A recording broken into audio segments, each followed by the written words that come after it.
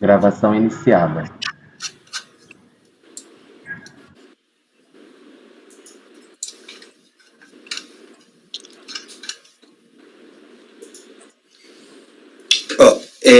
Presidente, então, apenas aclarando, vamos aqui na folha 48, eu acho que vai ficar bem claro, porque aqui tem já a consulta e tem a ementa, né, dentro do dispositivo, então fica bem mais fácil. Ó. Tópico final da sentença. Isto posto, conceda a segurança pleiteada na inicial para reconhecer a imunidade tributária da parte impetrante com relação ao PIS e o outro em relação ao COFINS, tá? Podendo compensar seu crédito com outros tributos e contribuições sociais da mesma espécie. Coincidência e correção monetária e juros observado o prazo prescricional de 10 anos. Contada a data da propositura da ação na forma assim estipulada. No caso em questão, em face da redação de 170A, a compensação somente poderá ser realizada após o trânsito em julgado da presente decisão. Ressalvo, por oportuno, o direito da autoridade impetrada de fiscalizar a condição de entidade beneficente e sem fins lucrativos da parte impetrante, com base exclusivamente nos requisitos do 14 CTN, e não em meras leis ordinárias, bem como os procedimentos relativos à compensação hora autorizada, podendo e devendo, no caso, a irregularidade verificada, tomar as medidas sancionatórias cabíveis, sem condenação em honorários, nesses termos, no termo da súmula tal, oficia-se a autoridade impetrada cientificando o teor da presente decisão. Então, aqui nós temos, o que o Oswaldo está dizendo? Aqui nós temos um reconhecimento de imunidade dentro da sentença, e que foi isso que transitou em julgado. Ok, não se estava em momento algum no mandado de segurança discutindo multa, né, e também não se estava discutindo juros em relação ao fato gerador. Mas nós estamos dizendo que não há a relação jurídica, há uma inexistência da relação jurídica do fato gerador entre a contribuinte e o fisco para PIS e COFINS, se eu entendi correto, e é assim que eu estou interpretando, como é que nós podemos, ainda assim, muito embora não esteja no mandado de segurança, como é que nós podemos aplicar a incidência de juros sobre zero ou de multa sobre zero se aquela relação se tornou considerada imune? Né? Então, esse é o ponto. A DRJ, corretamente, não tinha o trânsito em julgado. Então, a DRJ fez o quê? Quanto à imunidade, eu não vou discutir, porque isso ainda pode lá na frente mudar. Isso ainda pode no tribunal ser reformado, isso ainda pode no superior tribunal ser discutido. Eu vou apenas aplicar naquilo que eu posso, ou seja, vou aplicar juros e vou aplicar multa. Multa pelo quê? Pelo não recolhimento. Né? Mas se eu estou dizendo aqui, no caso, que eu não fiz o recolhimento porque é considerado imune, como é que eu posso ainda assim aplicar a multa disso? Como é que eu posso ainda assim aplicar juros sobre isso? De fato, é um tanto, a meu ver, delicado essa interpretação, porque eu vou manter uma incidência, digamos assim, acessória do tributo, mas que faz parte do crédito tributário, sobre aquele tributo que foi considerado imune, né? Ou sobre aquela relação jurídica que foi considerada imune. Então, creio que foi isso, Oswaldo, que você também estava levantando aqui. Eu estou aqui contemplando, né, a sua fala, que me fez muito reflexivo, de fato, nesse aspecto, tá? A gente está cansado de fazer isso. Sim. Está cansado de aplicar a decisão judicial. Não sei qual que é a peculiaridade desse caso. Acordo do colegiado, por unanimidade de votos, não vai ser recurso voluntário, deve a autoridade executora observar toda a ação judicial. Ponto, fim, acabou. Eu não sei. Perfeito. Só uma dúvida. A decisão judicial está onde aí no processo? Ela, por exemplo, uma delas está no processo, se você abrir o final 58, tá? Está na página 48.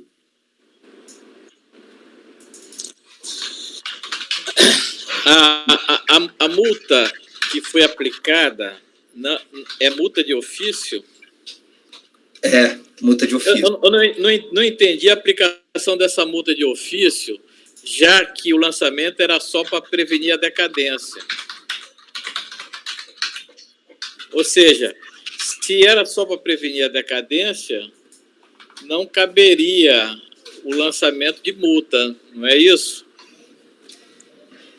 Isso é o artigo, se não me engano, 63 da Lei 9.430 de 96. Então, não teria multa de ofício já de cara. Agora, subsistiria... Eu não sei se a DRJ declarou a concomitância e não apreciou a matéria de fundo e manteve multa de ofício e juros, quer dizer, já seria até o caso de reforma da decisão da DRJ, independente do trânsito em julgado, por manter essa multa de ofício aí. Agora, se realmente, na matéria de fundo, o contribuinte já teve uma decisão judicial transitada em julgado sobre essa matéria, é claro que nós poderíamos cancelar o próprio auto de infração em razão desse fato, não apreciado pela DRJ.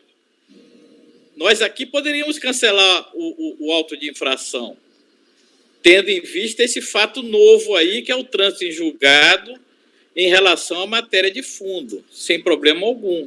Agora, não entendi essa multa de ofício que foi lançada no auto de infração, num auto de infração que era só para prevenir a decadência. Isso não poderia... Ronaldo, a multa realmente está equivocada, mas a questão é o seguinte, a decisão da DRJ é porque o contribuinte não fez essa alegação. A decisão da DRJ, ela mantém a multa de 75%, que a alegação do contribuinte é confisco. É a alegação de confisco. Sim, mas a própria DRJ poderia... De ofício cancelar a multa. Assim como nós também podemos. Agora, claro. Eu assim, ficaria com essa posição que o Oswaldo está defendendo, de cancelar tudo por conta do trânsito em julgado. Não vejo nenhum impedimento para que a turma aqui decida dessa forma. Ok, Ronaldo, muito boa a sua colocação. Pessoal, a gente já discutiu bastante a matéria. Alguém tem alguma dúvida? Podemos partir para iniciar a votação? Ok. Conselheiro Carlos, como vota? Só um instante, eu estou vendo o voto do relator. Claro, claro. O voto nele é pelo não conhecimento em parte. Negativa de provimento no mérito. Na verdade, seria, se nós formos aplicar a concomitância e os termos da decisão, seria pelo não conhecimento aplicando a decisão judicial. Então, essa negativa de mérito aqui... Então tem que mudar o não conhecimento, a gente tem que conhecer do recurso voluntário. Tem que conhecer, exatamente. Exato. Aplicando a decisão. Né? E é isso que eu estou propondo também com as colocações do Oswaldo. Tá? Então, os três processos... A proposta do Oswaldo era por não conhecimento, foi naquilo que eu discordei, disse que seria pelo conhecimento e provimento no termo da decisão judicial. Isso. Agora, na prática, a aplicação da decisão, então... Por mim... A aplicação da decisão aqui resulta no cancelamento do auto de infração, não é isso? Exato. Exatamente. Essa multa de ofício é sob crédito, não tem compensação aqui não. Não, sobre crédito. Então não tem nem que se falar em multa aqui. Não. Então não sei se eu acompanho o voto aí nesse sentido. Eu iria para conhecer, já que já está aqui, conhecer para aplicar a decisão. Okay, conhece e dá provimento, e dá provimento no caso, né? Exato, conhece e dá provimento, exato, é isso mesmo. Essa é a para a aplicação da decisão judicial transitada em julgado. Exato. Isso. Okay. Então o voto do relator é conhecimento total, aplicação da coisa julgada com provimento, resultando em provimento total, é isso? Exato. Tá, então eu acompanho o voto do relator nesses termos.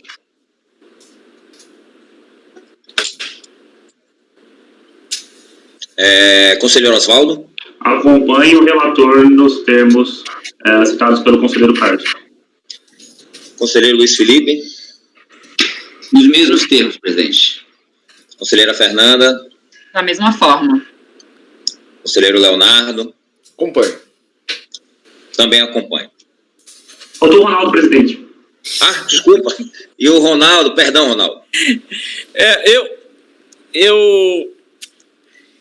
Eu cancelaria de ofício Porque eu não sei quais são as alegações reais aí do recorrente. Se realmente merecem ser providas essas alegações. Presidente, travou aqui. Eu estou ouvindo tudo bem aqui, João. Eu estou te ouvindo, tá vendo e ouvindo bem você. Então,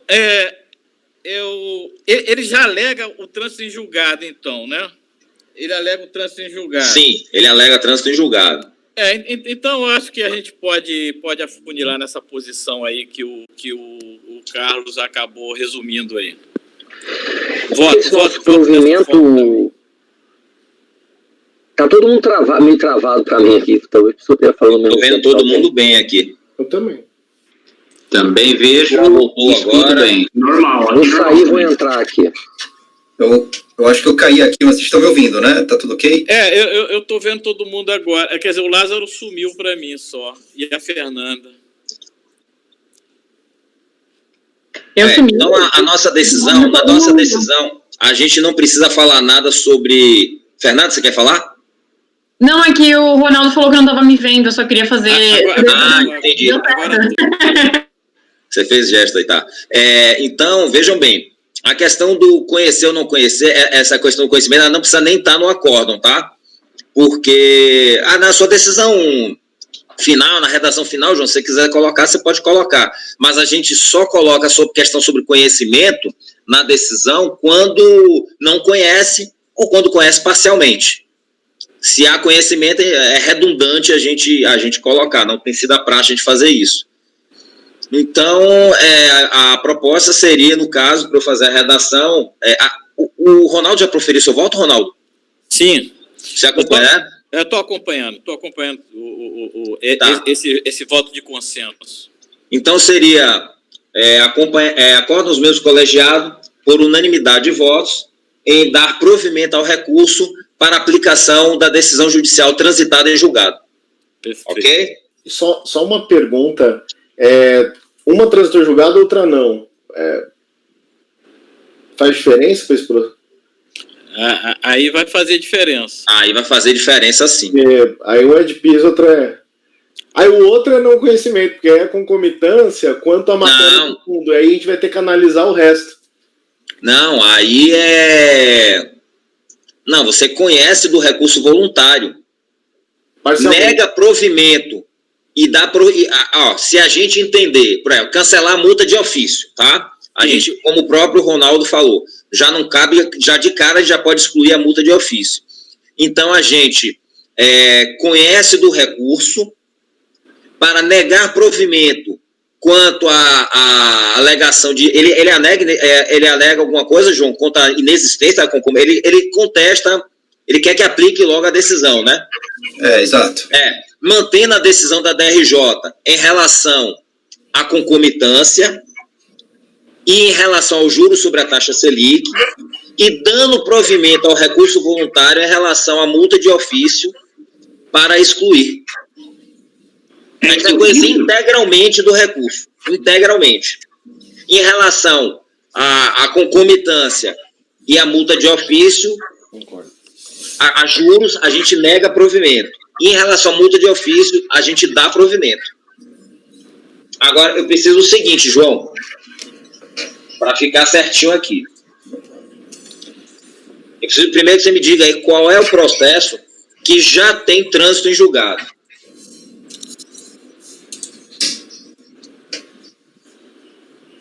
O 5898.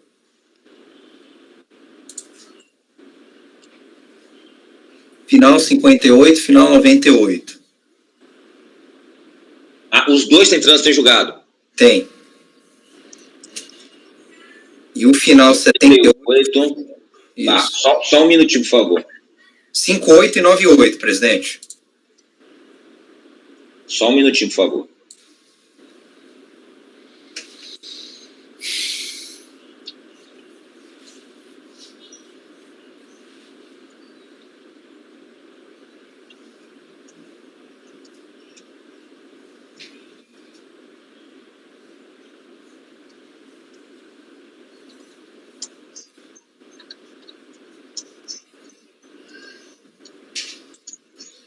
Então, para o final dos processos 27 e 30 da pauta, a decisão foi: acorda os membros do colegiado, por unanimidade de votos, em dar provimento ao recurso para aplicar a decisão judicial transitada em julgado. Tá? Essa foi a decisão para item 27 e o item 30 da pauta. Agora temos o item 40, não é isso? Isso. Isso, item 40 da pauta.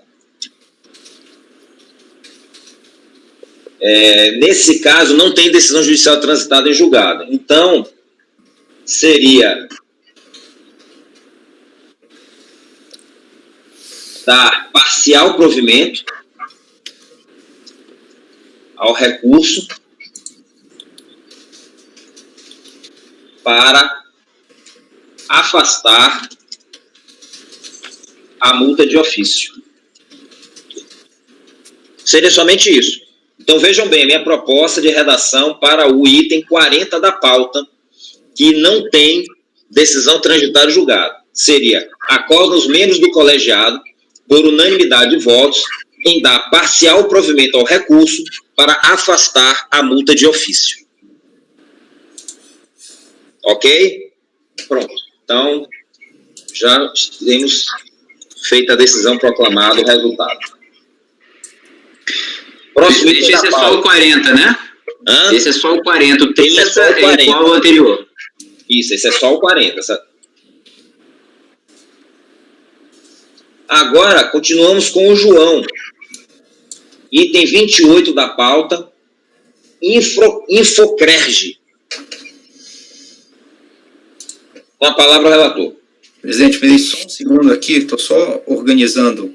Fica à vontade, João. Se estiver pronto aí, você avisa.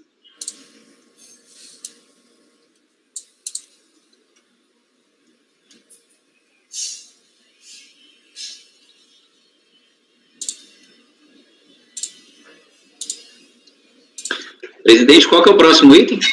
28 da pauta. 28. Tá. Obrigado.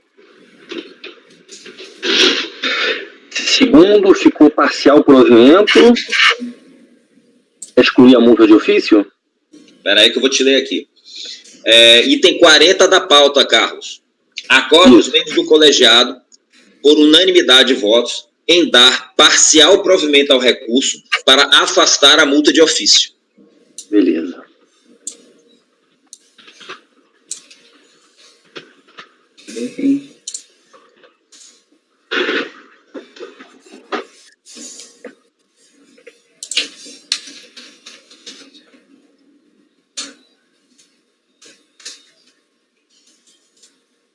Presidente, já devidamente registrado aqui no 58, 78 e 98 para avançarmos. Agora, vamos para o item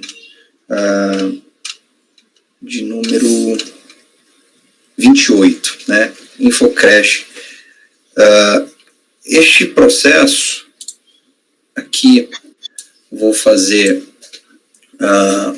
um destaque, tá, no relatório, onde nós estamos falando de auto de infração lavrado contra contribuinte acima identificado para exigência de COFINS, relativa aos períodos de apuração de janeiro a dezembro de 2004, onde se totaliza 187.783, com multa de ofício de 75% e juros de mora calculados. Nos termos da verificação fiscal, a autoridade lançadora informa, em resumo, que a autuada é uma cooperativa de crédito cujo objeto social é o desenvolvimento de programas de poupança, de uso adequado do crédito e de prestação de serviços, praticando todas as operações ativas, passivas e acessórias próprias de cooperativas de crédito. Sendo a cooperativa de crédito, a empresa se enquadra no parágrafo 1º do 22 da 8212 de 91. As disposições legais foram devidamente regulamentadas pela 247, são normativa 247 de 2002. Com o advento da 11.051 de 2004, houve alteração, onde não há legislação do PIS e da COFINS aplicável às cooperativas de crédito. Qualquer dispositivo que configura tratamento fiscal favorecido ou diferenciado ao ato cooperativo praticado por estas sociedades. Também não há dispositivo que ampare a tributação do PIS na folha de pagamento. Então, foram constatadas divergências, aqui sim, aqui o meu destaque, foram constatadas divergências em relação às contribuições do ano de 2004, apenas entre, né, o cotejo das informações prestadas da empresa na DIPJ e na DCTF.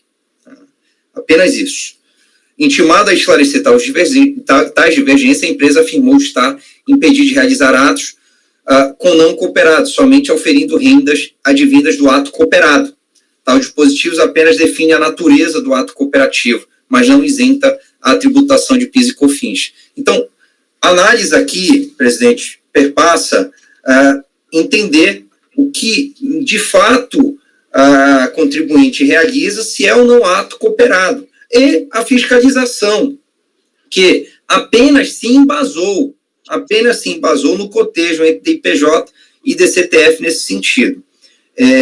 Após a impugnação, no caso, a DRJ, que voltou por unanimidade para considerar improcedente a impugnação, mantendo integralmente os lançamentos consignados em contrário à contribuinte. A contribuinte recorre, ratificando os termos de sua impugnação e aduzindo, em síntese, não ser o ato cooperativo tributável, pelas razões doutrinárias jurisprudenciais que carreou na peça do recurso. É o relatório. A interposição do recurso voluntário se mostra tempestiva e segue os requisitos legais de sua admissibilidade, razão pela qual ela merece ser conhecida por este Conselho. Quanto à análise de mérito, o Superior Tribunal de Justiça afirmou, em sede repetitiva, que os atos cooperativos típicos são aqueles realizados pela cooperativa com os seus associados cooperados, ou pela cooperativa com outras cooperativas, ou pelos associados cooperados com a cooperativa, na busca de seus objetivos institucionais. Eis a ementa sujeita ao rito do 543C do CPC e resolução número 8 de 2008 do STJ. Acórdão aqui do relator ministro Napoleão Nunes Maia Filho, de 2016. Quando do julgamento do RE aqui em questão, em sede de repercussão geral, o Supremo Tribunal Federal decidiu pela incidência do PIS sobre os negócios jurídicos praticados pela cooperativa com terceiros tomadores de serviço, fixando a tese: a receita, o faturamento auferidos pelas cooperativas de trabalho decorrentes dos atos, negócios jurídicos firmados com terceiros se inserem na materialidade ao PIS/PASE. Segundo o voto do ministro Dias Toffoli, nos embargos declaratórios deste recurso extraordinário, a norma do 146.3 da Constituição, 146.3c da Constituição, perdão, que assegura o adequado tratamento tributário ao ato cooperativo, é dirigida objetivamente ao ato cooperativo e não subjetivamente à cooperativa. O 146.3c não confere imunidade tributária, não outorga por si só direitos subjetivos às isenções tributárias relativamente aos atos cooperativos, nem estabelece hipótese de não incidência de tributos, mas sim pressupõe a possibilidade de tributação do ato cooperativo, dispondo que a lei complementar estabelecerá a forma adequada para tanto. Como nos autos do recurso extraordinário 672/2015, de relatoria do ministro Roberto Barroso, o tema do adequado tratamento tributário do ato cooperativo será retomado, a fim de se dirimir a controvérsia acerca da cobrança de contribuições sociais destinadas à Seguridade Social, incidentes também sobre outras materialidades, como ao lucro, tendo foco aos conceitos constitucionais de ato cooperativo, receita de atividade cooperativa e cooperado, e ainda a distinção entre o ato cooperado típico e o ato cooperado atípico. Proponho, então, a seguinte tese de repercussão geral para o tema 323, diante da preocupação externada por alguns. A receita, essa é a tese, a receita ou faturamento auferido pelas cooperativas de trabalho, e aí assim que ficou fixada a tese de repercussão geral do tema 323, cooperativa de trabalho, dos atos, negócios jurídicos firmados com terceiros se inserem na materialidade de contribuição ao PIS/PASEP. Cumpre ressaltar que tal entendimento restringiu sua aplicação, segundo o próprio dispositivo de fundamentação, às cooperativas de trabalho, o que não se aplica ao caso em comento, tratando-se a recorrente de uma cooperativa de crédito. O Supremo Tribunal Federal, em recurso extraordinário, em sede também de repercussão geral, tema 536, que trata a incidência de PIS, COFINS, CSLL sobre o produto de ato cooperado ou cooperativo, ainda pendente de julgamento, e que não influencia as decisões administrativas por este Conselho, dado o princípio da oficialidade, inexistindo norma legal ou regimental para tanto, que disponha sobre a suspensão dos processos administrativos em virtude da afetação ora narrada. Nesses termos, cabe, então, trazer à baila decisão aqui recente do Superior Tribunal de Justiça, no RESP 717-126 Santa Catarina, onde a primeira sessão do STJ pacificou o entendimento que toda a movimentação financeira das cooperativas de crédito, incluindo a captação de recursos, a realização de empréstimos aos cooperados, bem como a efetivação de aplicações financeiras no mercado, constitui, sim, ato cooperativo. Ademais, as aplicações financeiras das cooperativas de crédito, por serem atos cooperativos típicos, não geram receita, lucro ou faturamento. O resultado positivo decorrente desses negócios jurídicos não sofre incidência, por exemplo, do imposto de renda, e aqui, para o caso concreto, PIS/COFINS. O artigo 79 da 5764 de 71 dispõe que os atos cooperativos são aqueles praticados entre as cooperativas e seus associados, e entre estes e aquelas e pelas cooperativas entre si, quando associados para a consecução dos objetivos sociais. Aqui, objetivos sociais. Ainda, o parágrafo único do referido dispositivo ressalta que o ato cooperativo não implica operação de mercado, nem contrato de compra e venda de produto ou mercadoria. Analisando o estatuto da recorrente, folhas 95 a 128, que é o objetivo social narrado pela Lei das Cooperativas, se extrai o seguinte, do artigo 2º. A cooperativa tem por objeto social o desenvolvimento de programas de poupança, de uso adequado do crédito, de prestação de serviços, praticando todas as operações ativas e passivas e acessórias próprias de cooperativas de crédito. 2. Proporcionar, através da mutualidade, assistência financeira aos associados em suas atividades específicas, buscando apoiar e aprimorar a produção, a produtividade e a qualidade de vida, bem assim a comercialização e industrialização dos bens produzidos. E 3. A formação educacional de seus associados no sentido de fomentar o cooperativismo.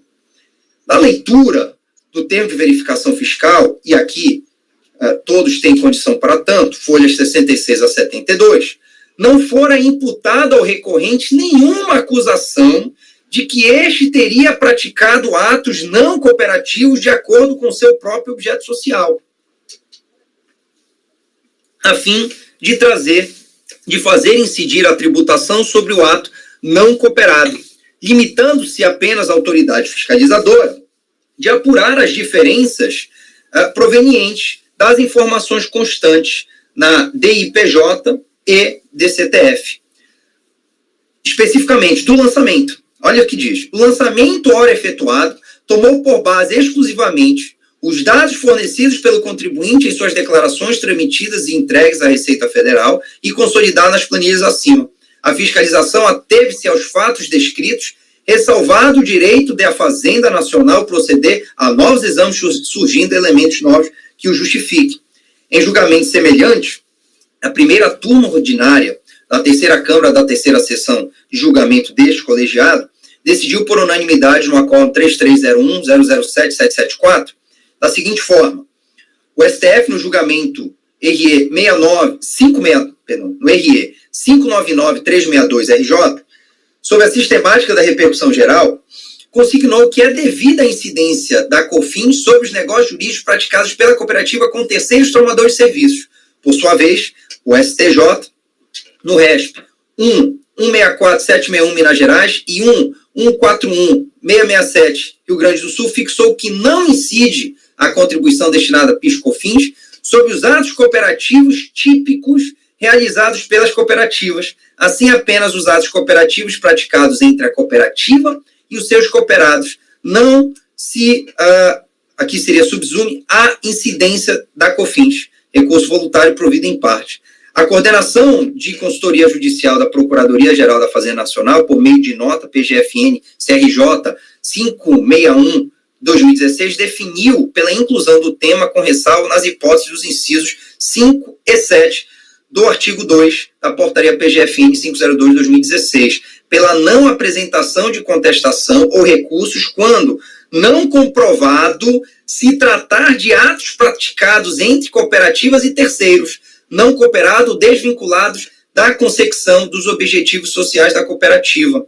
E aqui tem toda a justificativa para tanto que peço venha de deixar de ler. Tendo em vista, então, os RESPs, aqui já mencionado, 141, 667, Rio Grande do Sul, 14, 716, Minas Gerais, tema 636, se deram em sede de recursos repetitivos e o acervo probatório da fiscalização não logrou êxito em comprovar que a exação foi proveniente de atos não cooperados, o artigo 62, parágrafo 1º, inciso 2, a linha B e C do RICAF, impõe o provimento ao recurso voluntário. Com base, então, nas razões anteriormente expostas, voto pelo conhecimento do recurso e, no mérito, dar-lhe provimento para anular o lançamento tributário de PIS/COFINS sobre os valores não comprovadamente provenientes de atos não cooperados. É como voto, presidente. Ok, obrigado. Alguma colocação? Alguém quer fazer algum comentário? Eu peço só um minuto, eu estou só analisando a decisão aqui do RESP, porque quero ver a partir de quando ela se aplica, o que é que o STJ decidiu, porque a exclusão dos atos cooperativos típicos, ele acabou se dando através de lei em 2005, né? E eu não sei se essa decisão é a partir de 2005 ou se ficou válida de forma indefinida.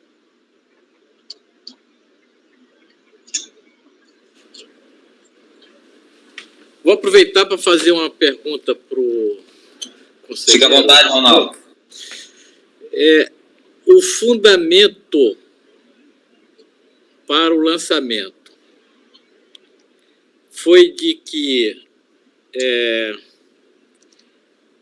havia atos não cooperados, ou seja, que os fatos que ele estava levando para a base de cálculo eram atos não cooperados, ou o fundamento é jurídico, dizendo o seguinte, que em qualquer caso deve-se tributar, seja ato cooperado ou não cooperado. Porque, pelo que eu entendi, o conselheiro fez um relato muito interessante sobre toda a evolução jurisprudencial sobre a matéria. Mas, no fundo, ficou a decisão é que o ato que foi tributado era ato de não cooperado.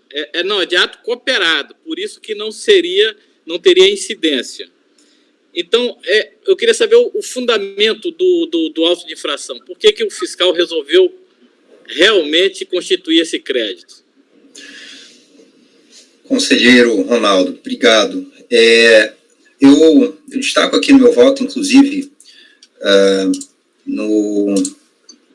aqui no item 4, já na página 8, página 8, que é exatamente o que motivou o lançamento, E assim, releio. O lançamento, ora efetuado, tomou por base exclusivamente os dados fornecidos pelo contribuinte em suas declarações transmitidas e entregues à Secretaria da Receita Federal do Brasil e consolidado nas planilhas acima. A fiscalização ateve-se aos fatos descritos, ressalvado o direito da Fazenda Nacional para proceder novos exames, ou seja, apenas se deu em relação às apurações de diferenças provenientes das informações contidas na DIPJ e DCTF. Sequer a fiscalização entrou no mérito se era ato cooperado ou se não era ato cooperado, muito pelo contrário. O que, a meu ver, para imputar algo, como nós estamos aqui falando de auto, como nós estamos falando aqui que a fiscalização deveria ter levado isso em consideração, não fez, entendo que não há como persistir no lançamento. Então, eu fiz esse histórico, apenas também até para diferenciar o que muitas questões, às vezes, a gente até recebeu isso no passado, diferenciar os tipos de cooperativa e diferenciar o que o STF definiu como tema lá do 323, e que é cooperativa de trabalho apenas, e que não é o caso que nós estamos aqui, né? Nós estamos aqui falando de cooperativa de crédito, ou seja, não se coaduna não se relaciona com aquilo que o STF já decidiu, mas relembro, tem sim a matéria que está sujeita à análise pelo STF, que ainda será julgado, tá? Onde vai abarcar essa ideia do que é ato cooperado típico, do que não é ato cooperado atípico, o que entra considerado como receita, o que não, para fins de faturamento. Então, eu estou aqui aplicando dentro das decisões dos tribunais superiores e dentro da materialidade do processo em si, de que o fiscal não logrou êxito em demonstrar que ele estava autuando porque aquilo especificamente não se tratava de ato cooperado. E, a meu ver, seria um dever para tanto esta questão. Então, é nesse sentido, conselheiro Ronaldo. Só esclarecendo também, no página da folha 601, no relatório da DRJ, ela fala aqui o seguinte: foram constatadas divergências em relação às contribuições do ano de 2004 entre as informações prestadas pela empresa na DIPJ e na DCTF. O que me parece é que a empresa ela acabou informando todas as receitas dela na DIPJ por engano, como atos não cooperados, e depois retificou isso. E aí continua o relatório da DRJ. Intimada a esclarecer tais divergências, a empresa afirmou estar impedida de realizar atos com não cooperados, somente oferindo rendas advindas de ato cooperado, os quais não se encontrariam sob a égide da tributação por força do disposto do artigo 79, parágrafo 1 da Lei 5.764/71. Aí a DRJ prossegue dizendo: tal dispositivo apenas define a natureza do ato cooperativo, mas não o isenta da tributação do PIS/COFINS. A instituição informou na DPJ valores de PIS e de COFINS apurados no regime cumulativo. Tal. Só que a decisão do RESP, do STJ, é justamente para dizer que esse artigo 79 da Lei 5.764/71, ao dizer que esse ato cooperativo típico, ele não constitui operação de mercado, ele no RESP ele diz, olha, isso não é operação de mercado, a lei está dizendo isso, então, consequentemente, isso não pode ser considerado receita bruta e nem faturamento. E pelo que está aqui no relatório da DRJ, eu não vi nenhuma contestação da fiscalização quanto à natureza das receitas. Parece que é apenas porque o contribuinte se equivocou na sua DPJ, mas o contribuinte afirma que não tem nenhum ato cooperativo com não cooperados. Afirma, inclusive, que ele é proibido de fazer isso. E que consta no próprio objeto social do Estatuto. Ah, é? Tá lá, tá aqui, né, João? Ah. Não olhei isso ainda.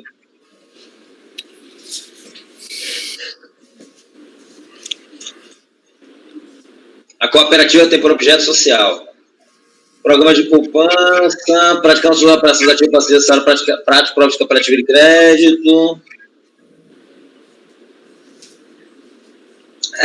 Não vi assim especificando essa proibição, não.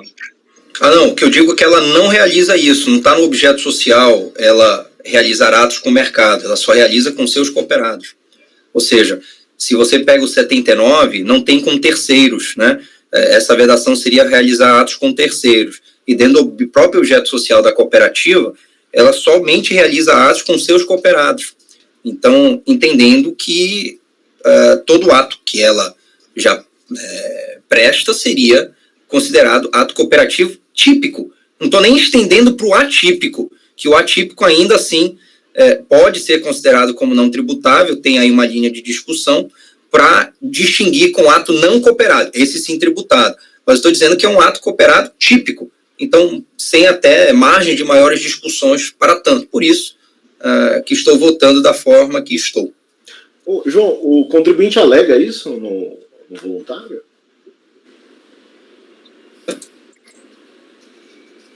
Alega que ele tão somente realiza esse tipo de atos. Ele traz aqui uma série de argumentos doutrinários, enfim.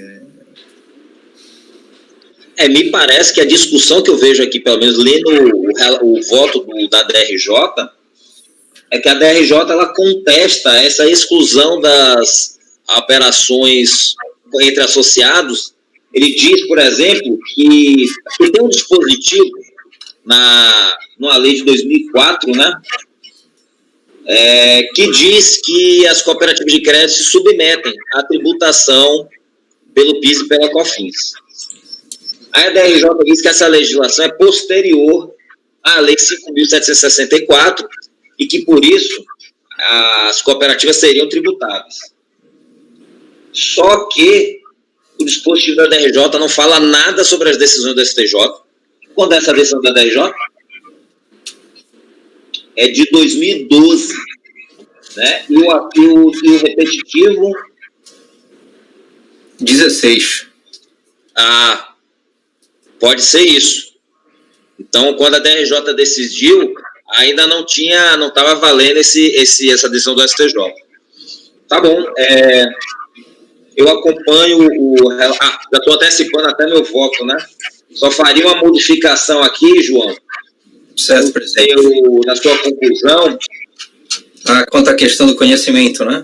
Não, você aqui, eu não vou colocar na redação. Se você quiser deixar aqui, não tem problema. Normalmente, os conselheiros têm colocado aqui. Agora, eu faria o seguinte, para anular, eu acho que não é bem a palavra. Minha sugestão seria cancelar ou dar provimento ao recurso voluntário,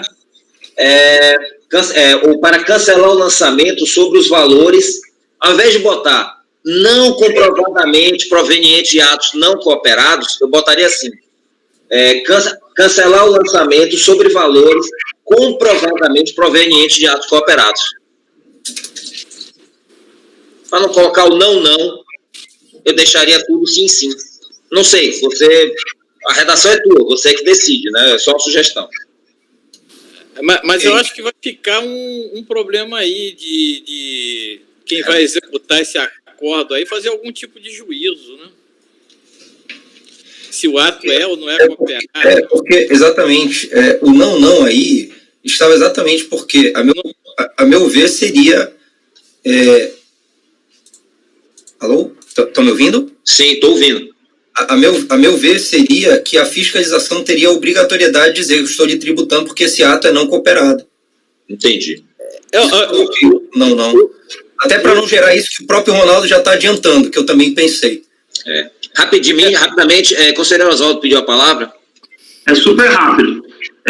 Tudo que nós estamos discutindo, pelo que o Lázaro e o conselheiro Lázaro e o conselheiro João Paulo constataram, é sobre ato aparentemente cooperado, ou seja, não tem nenhuma demonstração, não tem nenhuma divisória na auto de infração que dê para se enxergar que parte foi lançada sobre ato não cooperado. Então, provimento, gente, ponto. Não tem, ponto, não tem ato não cooperado. O fiscal lá embaixo vai ter que ficar contente, não vai precisar ficar analisando se tem algum documento aqui no meio que você procurou, dá provimento. Ronaldo, você vai querer complementar? Sim, o que o conselheiro João, eu acho que concluiu aí, ele poderia colocar numa linha antes no voto, é dizer que a autoridade fiscal não se desincumbiu do ônus que lhe era próprio de demonstrar que se tratava de atos não cooperativos. E por essa razão se está cancelando. Isso não precisaria, talvez, nem estar na conclusão. Poderia estar num parágrafo anterior à conclusão. Isso. Na fundamentação, não no dispositivo, na fundamentação. Mas o que você acha, João Paulo? Você concorda? É só para, na hora do voto, não ficar... deixar uma margem para juízo da autoridade executora do acordo. Não, perfeito, eu agradeço. Vamos cancelar o auto ou vamos manter o auto? Vamos cancelar o auto. Agora, a razão para cancelamento vinha antes. É porque eu coloquei isso no parágrafo logo anterior à conclusão, né? Então, tá ok. Tendo em vista... já tem. Tendo em vista que os RESPs número tais e tais, tema 636, se deram em sede de recursos repetitivos, e o acervo probatório da fiscalização não logrou êxito em comprovar que a exação foi proveniente de atos não cooperados, aí eu estou... Então, eu acho que está perfeito. Já tem aí. Muito obrigado, Ronaldo. Então, a proposta de redação agora, seguindo a proposta do conselheiro Oswaldo, será acorda os membros do colegiado por unidade de votos em dar provimento ao recurso voluntário. Ponto. Alguém diverge? Ok. Então, acorda os membros do colegiado, como proposto por unidade de votos, em dar provimento ao recurso voluntário. Pessoal, 12h15, Fabimar? Oi, presidente. Pode encerrar a gravação, meu amigo. Já passou até do seu horário aí.